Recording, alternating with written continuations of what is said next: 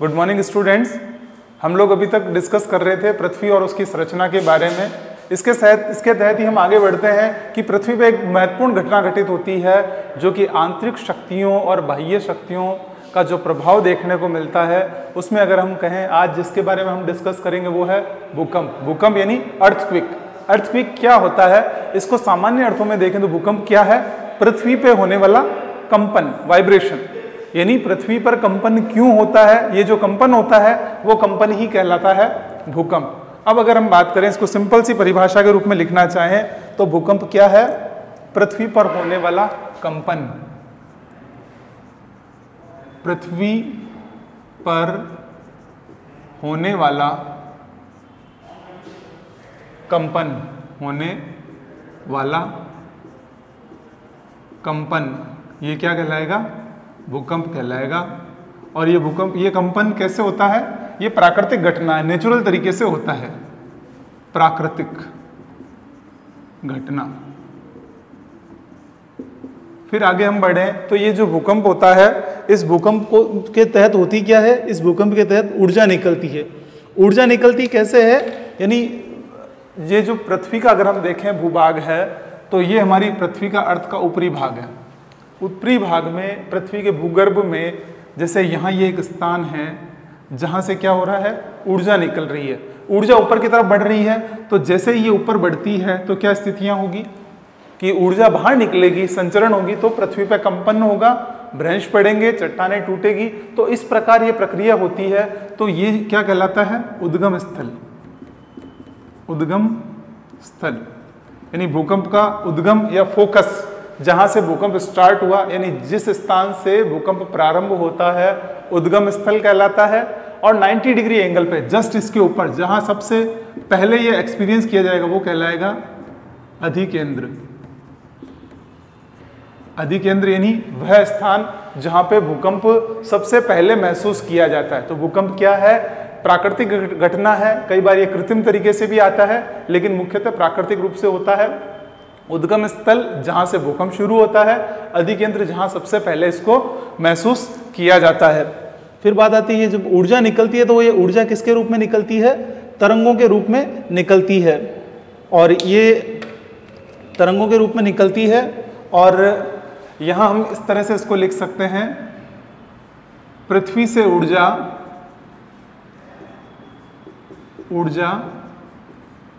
तरंगों के रूप में निकलती है। तरंगों के रूप में निकलती है,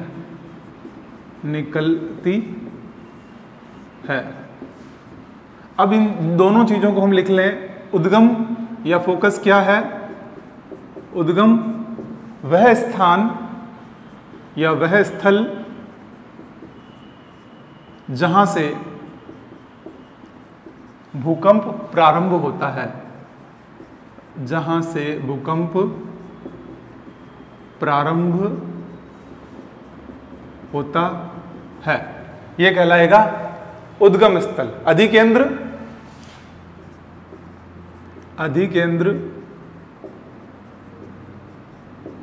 वह स्थान जहां सबसे पहले भूकंप आता है, जहां सबसे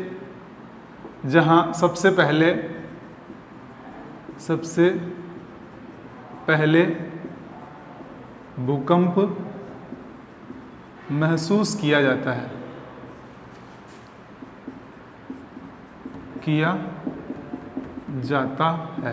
और ये एंगल कितने का होता है? 90 डिग्री उद्गम स्थल से। यानी ये जो अधिकेंद्र कहाँ होगा? उद्गम स्थल से 90 डिग्री के एंगल पे देखने को मिलेगा। इस प्रकार भूकंप में फिर आगे हम बढ़ते हैं तो भूकंप का अभी अधिकेंद्र लगभग 90 डिग्री के इस पे रहता है। उसके बाद में जो महत्वपूर्ण आता है भूकंपीय तरंगे। जैसा कि हमने ये पढ़ा कि ये जो ऊर्जा होती है वो तरंगों के रूप में निकलती है। तो अगला जो बिंदु है भूकंपीय तरंगे। भूकंपीय तरंगे, अर्थक्वेक वेव्स। अर्थक्वेक वेव्स की अगर हम बात करें तो ये वेव्स सभी प्राकृतिक भूकंप जो होते हैं वो स्थल भाग में ही आते हैं। या उसकी 200 मीटर गहराई से ही आते हैं। यानी अगर हम कहें तो ये भूकंपीय तरंगें कहाँ से शुरू होती है, इसकी जो महत्वपूर्ण बिंदु है वो पृथ्वी के 200 मीटर की गहराई से, पृथ्वी की 200 मीटर की गहराई से उत्पन्न। यानी ये जो भूकंपीय तरंगें हैं 200 मीटर से अधिक गहराई से नीचे वाली भूकंपीय तरंगें सिर्फ अर्थ के भीतर भाग में ही आएगी। तो यहाँ अगर हम कहें कि भूकंपीय तरंगें क्या हैं, वे जैसा कि हमने पढ़ा कि पृथ्वी से भूकंप से जो ऊर्जा बाहर निकलती है वो तरंगों के माध्यम से बाहर निकलती है, तरंगों के रूप में निकलती है। और ये तरंगें मुख्य रूप से दो भागों में बांटी गई है, धरातलीय तरंगें और आंतरिक तरंगें। धरातलीय तरंगें जिसको हम कहें कि मुख्य रूप से ये जो तरंगें हैं भूगर्भिक तरंगें और धरातलीय तरंगें, ये मुख्य रूप से दो तरह की तरंगें बताई गई है। तो भूकंपीय तरंगों को मुख्य रूप से दो भागों में बांटा गया है, भूगर्भिक तरंगें और सेकंड है धरातलीय तरंगें। धरातलीय तरंगें, भूगर्भिक तरंगें जो पृथ्वी के अंदरूनी भाग में आती है, भूगर्भ के अंदर आती है, और धरातलीय तरंगें वे तरंगें जो धरातल के ऊपरी भाग पे वर्क करती है, यानी ये अंडरग्राउंड होती है, ये अपर होती है। इस तरह से मुख्य रूप से ये दोनों तरह की तरंगें बताई गई है। अब बात आती है कि ये जो भूगर्भिक तरंगें होंगी वो सब पृथ्वी की अंदरूनी दिशा में चलेगी। यानी ये भूगर्भिक तरंगें कहाँ चल रही है, पृथ्वी के अंदरूनी भाग में, पृथ्वी के अंदरूनी भाग में, पृथ्वी के अंदरूनी भाग में। और ये कहाँ होगी, धरातल पर, चट्टानों व अन्य स्थानों पर ये इसका प्रभाव देखने को मिलता है। इस तरह से हम कहें तो ये जो भूकंपीय, सभी प्राकृतिक भूकंपीय तरंगें स्थल भाग में ही आती है, और इनको जो मापने का तरीका होता है भूकंपीय यंत्र पे ये अधोलिखित की जाती है। हम कहें तो ये भूकंपीय तरंगें किससे मापी जाती है, भूकंपीय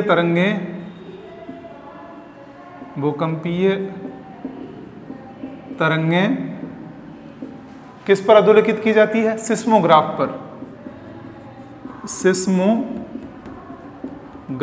पर अधोलिखित की जाती है, अधोलिखित की जाती है।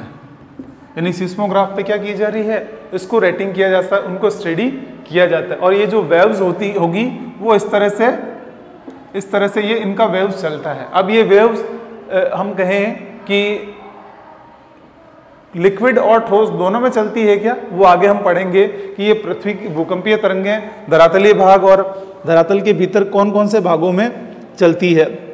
अब बात आती है इन भूकंपीय तरंगों की विशेषताओं की, तो तरंगों का अधोलिखित वक्र के रूप में किया जाता है, और साथ ही हम कहें ये जो तरंगें जो देखी जाती है वो किसके रूप में होगी, वक्र के रूप में।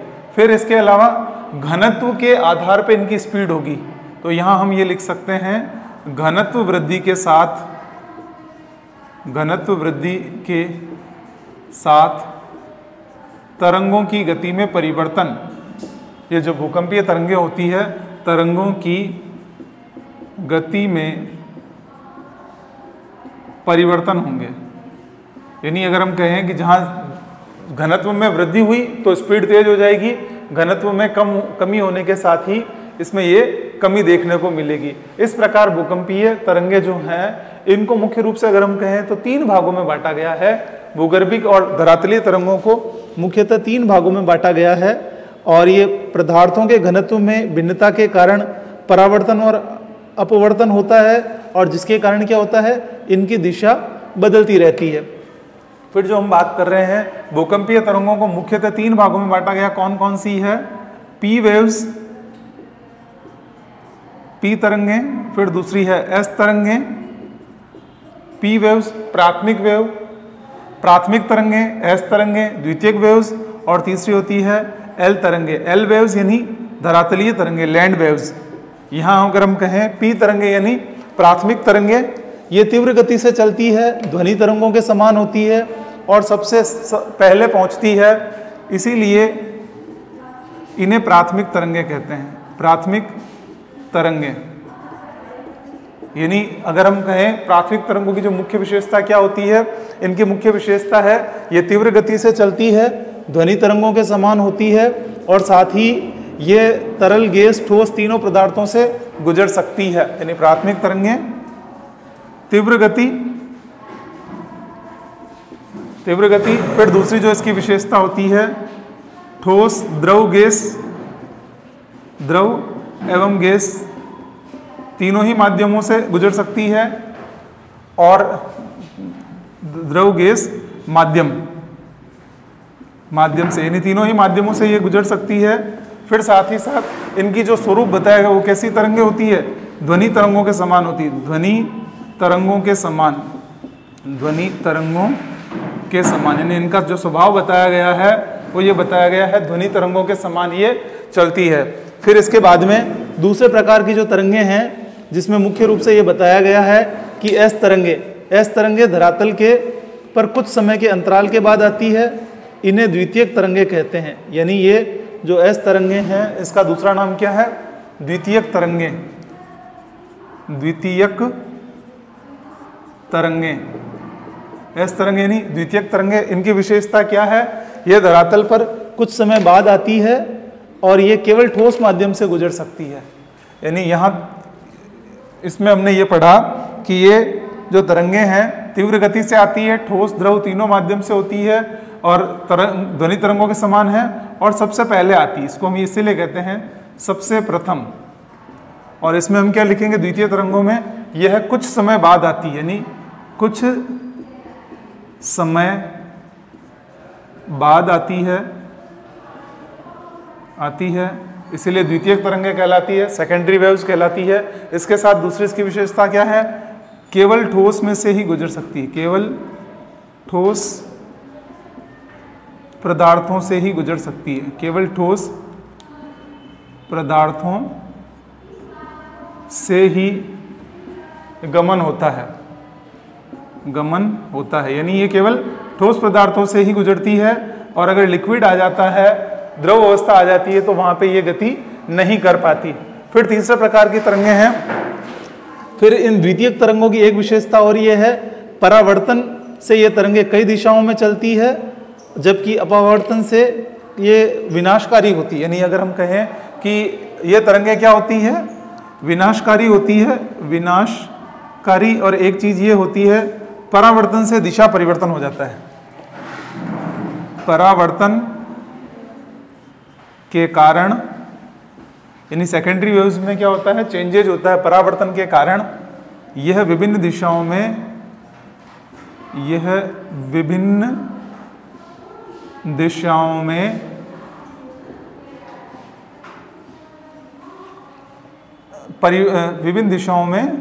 गति करती है। यानी इनमें क्या होता है कि डायरेक्शन चेंज हो जाता है, परावर्तन के कारण गति करती है। फिर जो तीसरे प्रकार की तरंगे हैं, एल तरंगे या धरातलीय तरंगे। इन धरातलीय तरंगों की अगर हम बात करें तो ये धरातलीय तरंगे विश्व में सबसे खतरनाक होती है और सबसे ज़्यादा विनाशकारी होती है। इससे इमारतें वगैरह आसानी से गिर जाती है। यानी अगर हम कहें तो ये तीसरे प्रकार की क्या है, प्राथमिक, द्वितीयक और इसको तृतीयक तरंगे भी कहते हैं। और तृतीयक के साथ साथ क्या नाम है, धरातलीय तरंगे। धरातलीय तरंगे, धरातलीय तरंगों की विशेषता क्या होती है, इनकी स्पीड सबसे कम होती है लेकिन ये सबसे ज्यादा विनाशकारी होती है। भूकंप, यहां हम इसको इस तरह से लिख सकते हैं कि धरातल पर चलती है, पहली चीज ये धरातल पर इसका गमन होता है। और दूसरी जो मुख्य विशेषता क्या है, सर्वाधिक विनाशकारी तरंगे हैं। सर्वाधिक विनाशकारी तरंगे, विनाशकारी तरंगे। अगर हम कहें कि तीनों में से सबसे ज्यादा घातक कौन सी है, तो एल वेव्स, धरातलीय तरंगे। इससे इमारतें गिर जाती है, इमारतें गिर जाती है, जितनी भी जो वेव्स, इस विंड वेव्स से क्या होता है, जो इमारतें बनी हुई है वो नीचे गिर जाती है और सबसे ज़्यादा विनाशकारी ये तरंगों के रूप में बताई गई है। फिर आता है भूकंपीय तरंगों का संचरण। भूकंपीय तरंगों के संचरण की अगर हम बात करें तो इसको हम एक डायग्राम से समझेंगे। भूकंपीय तरंगों का संचरण, भूकंपीय तरंगों का संचरण, संचरण यानी इनका movement, earthquake movement, propagations of earthquake waves, यानी ये जो अर्थक्विक वेव्स है वो किस तरीके से कहाँ कहाँ कैसे घूमती है, उस चीज़ को हम इसके माध्यम से समझेंगे। यहाँ अगर हम कहें ये तरंगों का संचरण कैसे होता है, जैसे ये हमारी अर्थ है, अर्थ के इस भाग को अगर हम देखें तो अर्थ के इस मिड भाग को ये ऐसा माना गया है कि ये कैसा है, लिक्विड फॉर्म में है, यानी द्रव अवस्था में पाया गया। इसके पीछे वैज्ञानिक ये प्रमाण देते हैं क्योंकि जैसे ही ये यहाँ से हम मान लें, यहाँ से ये वेव्स स्टार्ट हुई, पी वेव्स, तो प्राथमिक तरंगें क्या हो रही है, यहाँ ये इस तरफ से ये तरंगें जाना शुरू होती है और अगर हम कहें तो ये इस तरह से होती हुई, यानी ये जो पी वेव्स है वो क्या कर रही है, इनसे निकल जाती है और यहाँ से ये इस तरह से ये जो निकल रही है ये तो है पी वेव्स, प्राथमिक तरंगें।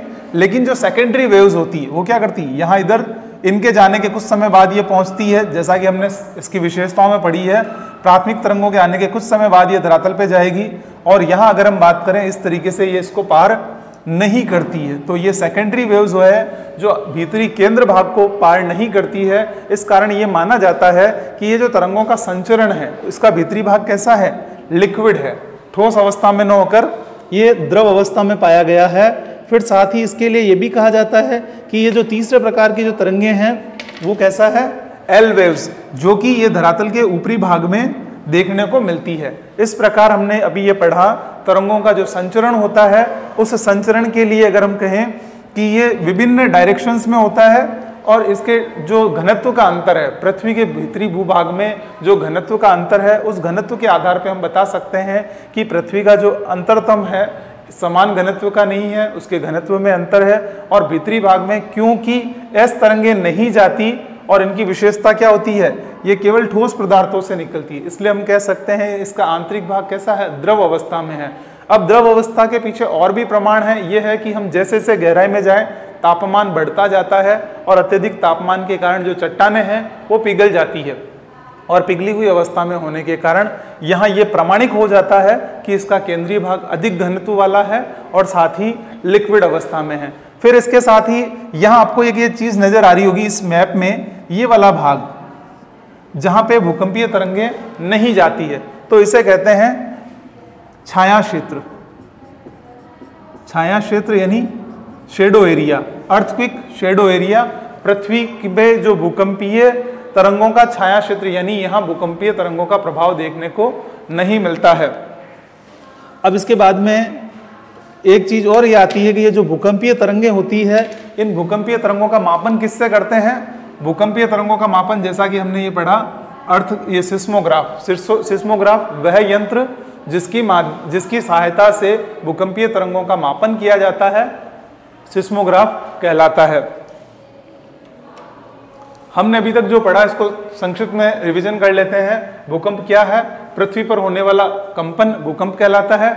भूकंप के जो दो मुख्य तत्व देखे, उद्गम स्थल और अधिकेंद्र। उद्गम स्थल वह क्षेत्र जहां से भूकंप प्रारंभ होता है, अधिकेंद्र वह क्षेत्र जहां पे भूकंपीय तरंगें सबसे पहले महसूस की जाती है। फिर साथ ही हमने ये पढ़ा भूकंपीय तरंगें 200 मीटर की गहराई किससे आती है, यानी स्थल मंडलीय लिथोस्फीयर पार्ट से आती है।